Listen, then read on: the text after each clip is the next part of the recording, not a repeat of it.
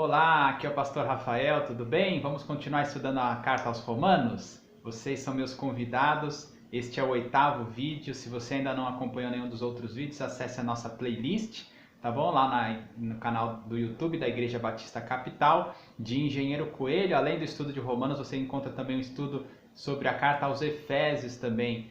Hoje nós daremos continuidade aqui, lembrando que nosso estudo ele é dividido em duas partes. Nós fazemos aqui um vídeo curto, mas nós também disponibilizamos aqui na descrição, entra lá na descrição do vídeo e você vai encontrar um pequeno questionário que vai te ajudar no desenvolvimento do estudo da carta aos Romanos. Lembrando que ninguém cresce no conhecimento da palavra de Deus se não dedicar tempo. Também na quinta-feira, às 7h30 da noite, no Zoom, nós temos um encontro marcado para continuar conversando a respeito do tema estudado. Nós hoje vamos estudar o capítulo 8 da carta de Paulo aos Romanos, e é um capítulo tão importante, tanta gente tem esse capítulo de uma maneira tão especial gravada no seu coração. Muitas pessoas memorizaram boas partes deste capítulo.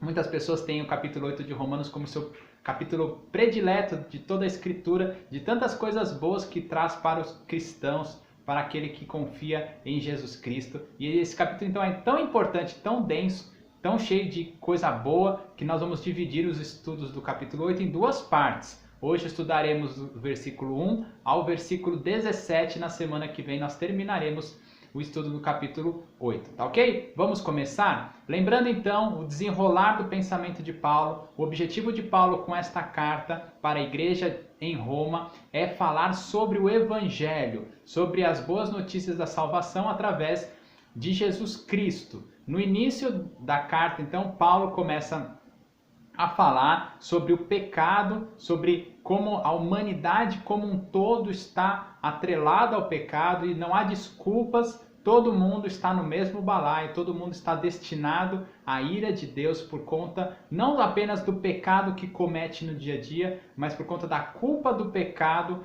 que a raça humana carrega desde Adão por desprezar a Deus. Nós vimos também a partir do capítulo 3 que Jesus Cristo é a resposta de Deus para a nossa salvação. Essa é a boa notícia, que todos nós podemos ser libertos do pecado por meio de Jesus Cristo. E nós vimos também no capítulo 4 que fazemos isso, aceitamos a Cristo apenas pela fé, não há nada que nós possamos produzir, ou seja, a lei não garante a salvação para a gente, apenas a fé. E nos capítulos 5, 6 e 7, nós vimos muito a respeito da santificação, que é o processo pelo qual o homem agora, que era apenas participante da lei do pecado, que era escravo da lei do pecado no nosso corpo, agora pode ter acesso e pode ter direito a uma nova vida, uma vida que nós não somos mais escravizados à lei, mas sim podemos ser escravos de Deus, que não precisamos mais satisfazer os desejos da carne, mas sim agradar e satisfazer a vontade de Deus. E o ápice de tudo isso é quando chegamos no capítulo 8 e vemos que agora nós podemos de fato viver essa vida nova pelo Espírito, sendo controlado pelo Espírito de Deus que habita em nós. E veja que maneira maravilhosa Paulo começa o capítulo 8. Portanto, agora já não há condenação para os que estão em Cristo Jesus, porque por meio de Cristo Jesus, a lei do Espírito de vida me libertou da lei do pecado e da morte. Ou seja, agora em Cristo Jesus já não há mais condenação nas nossas vidas. Irmão, isso daqui é libertador. Tem tanto crente por aí que vive ainda achando que está condenado porque fez alguma coisinha errada ali no dia de ontem, por exemplo, e pensa, meu Deus, agora estou condenado e vou para o inferno. Irmãos, a Bíblia é clara em dizer, se você está em Cristo, não há mais condenação sobre a sua vida. Creia nisso, irmão. Seja livre, liberto da lei do pecado, da lei da religião, porque Cristo é quem nos salva e não necessariamente os nossos atos. Foram os atos de Cristo que nos salvaram. Essa é a maior verdade. E é por isso que o capítulo 8 é tão celebrado e nós ficamos tão maravilhados, porque ele ressalta que nós, agora crente, temos o Espírito Santo nas nossas vidas e que agora nós podemos viver de uma maneira diferente, sim, evitando os pecados diários do nosso dia a dia. E isso vai acontecer como? Se eu, de alguma maneira, viver de fato por esse Espírito. É interessante a gente notar que no capítulo 8, Paulo vai usar muitas vezes a partícula se. Né? Primeiro que ele faz um jogo muito parecido com Gálatas 5, Gálatas 6, onde ele faz o jogo ou você vive pela carne ou você vive pelo Espírito. Então, irmãos, isso é uma coisa, isso é uma constante na vida do crente. Lembre-se, aquele que não vive debaixo da lei de Deus, ou seja, aquele que não conhece a Deus, aquele que não se entregou a Deus, ele só tem um caminho, ele vai viver pela carne. A carne, os próprios desejos maus, a vontade de se satisfazer. Isso é o que faz o homem andar na sua vida natural. Mas quando nós passamos a viver debaixo de Deus, crendo em Jesus Cristo como nosso Salvador, nós agora temos uma outra escolha, um outro caminho. Ou vivemos pela carne, ou vivemos pelo Espírito. Não dá para viver no meio do caminho, irmãos. Ou você vive de um lado, ou você vive de outro. Deixa eu fazer um parênteses aqui. Existem muitos crentes que estão vivendo seguindo os desejos da carne. Fecha parênteses. Vamos continuar. Existe a possibilidade de nós vivermos pelo Espírito. Então, Paulo vai usar, muitas vezes, a partícula se. S-E. Isso, aquela palavrinha bem curtinha. Ele vai falar, por exemplo, no versículo 9. Se, de fato, o Espírito habita, o Espírito de Deus, habita em vocês. No capítulo 10. Mas se Cristo está em vocês, o corpo está morto por causa do pecado, mas o Espírito está vivo por causa da justiça. Essa partícula C é uma partícula condicional, Então, Paulo está colocando para a sua audiência o seguinte: irmão, você acreditou em Cristo, certo? Você acreditou pela fé em Cristo, agora você tem que viver de uma maneira diferente. Agora, se de fato o Espírito Santo está em você, você precisa viver pelo Espírito. Se de fato você creu em Cristo, você precisa viver pelo Espírito.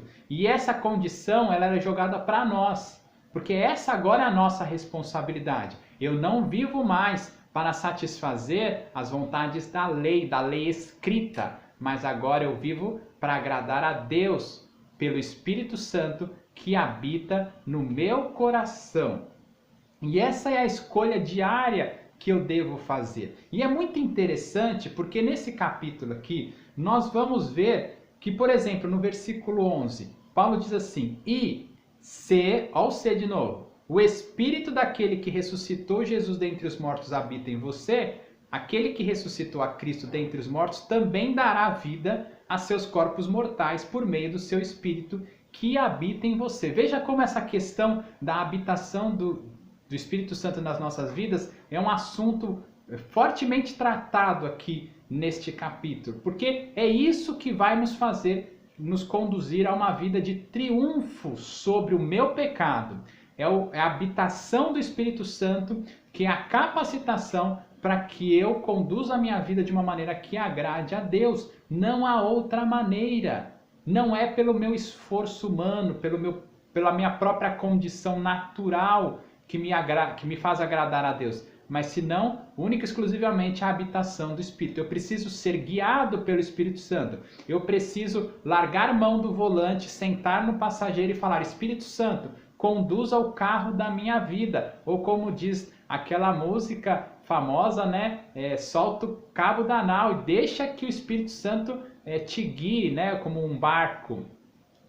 Com o vento do Espírito guiando um barco, um veleiro, não mais eu tentando remar com as minhas próprias forças. Essa é a única maneira de agradar. E aí depois ele vai dizer, no versículo 13, pois se, olha o se de novo, vocês viverem de acordo com a carne, morrerão, mas se pelo Espírito fizerem morrer os atos do corpo, viverão. Ou seja, nós precisamos deixar o Espírito Santo guiar e comandar a minha vida. Essa é a única maneira de abafar os desejos da carne e permitir que o Espírito conduza a minha vida em triunfo. Agora é mais interessante ainda terminar essa porção lá perto do versículo 17, dizendo que agora que nós não somos mais escravos da lei ou escravos do pecado, e como nós éramos escravos, coitadinhos do pecado, sofrendo ali arduamente, agora nós ficamos órfãos, porque não temos mais um senhor que era o pecado. E agora nós somos adotados. A imagem que Paulo quer usar é mais ou menos essa. Então imagine um escravo que estava ligado ao seu senhor, e agora eu recebi a alforria, eu não sou mais escravo, e agora eu estou perdido na rua, sem ninguém para cuidar de mim. Mas olha que interessante, Paulo vai falar agora que aqueles que receberam o Espírito nos foi adotado como filho, pelo qual podemos aclamar Abba, papai. Agora nós fomos adotados. Você estava livre, solto, perdido como escravo do pecado. Mas agora você não é mais escravo do pecado. E agora você foi adotado, não por um senhor que te dá ordens, mas por um pai carinhoso, que quer pegar você no colo, que quer te dar a mão e que quer te conduzir a um caminho melhor. E olha que interessante o versículo 17. Se somos filhos, filhos de quem? De Deus, porque Deus nos adotou agora por meio de Jesus Cristo. Então somos herdeiros, herdeiros de Deus e co-herdeiros com Cristo. Somos irmãos de Jesus Cristo. Se de fato participamos dos seus sofrimentos, para que também participemos da sua glória. O mais interessante é que agora que somos adotados por Deus como seus filhos adotivos, mas extremamente amados, nós somos herdeiros das coisas de Deus. E assim somos co-herdeiros com Cristo. E Cristo recebeu o quê? Em primeiro lugar, sofrimento. Irmão, ser filho de Deus não é só alegria. Você também vai sofrer nessa vida. Mas nós também somos herdeiros das glórias futuras que nos esperam. Viver com Deus para todo o sempre, no gozo do Senhor, livre de toda a condenação, de todo o pecado e de toda a morte. Que Deus te abençoe. Te espero no próximo vídeo. Até mais!